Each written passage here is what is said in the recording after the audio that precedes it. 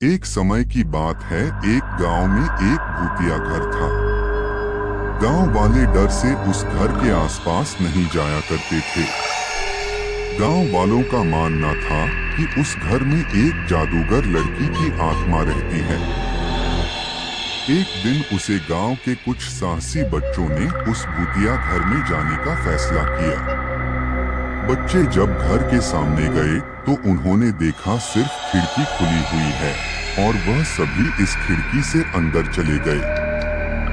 वह अंधेरे में घर के अंदर घूम ही रहे थे कि अचानक से खिड़की बंद हो गई। यह देखकर सारे बच्चे डर गए।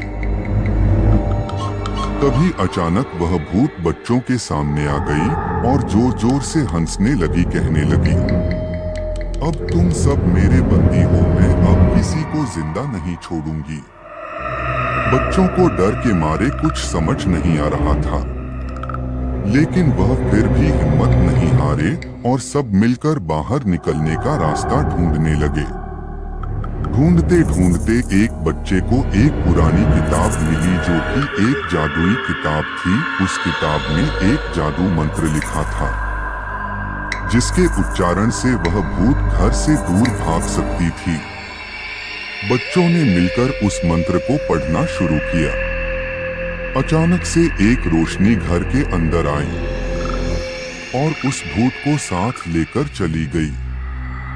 भूत के घर से बाहर जाते ही घर के सारे दरवाजे खिड़कियां अपने आप खुल गई।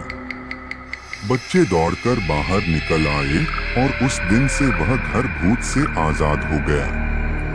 और गांव वालों ने सारे बच्चों की हिम्मत की तारीफ की और सबको इनाम दिया।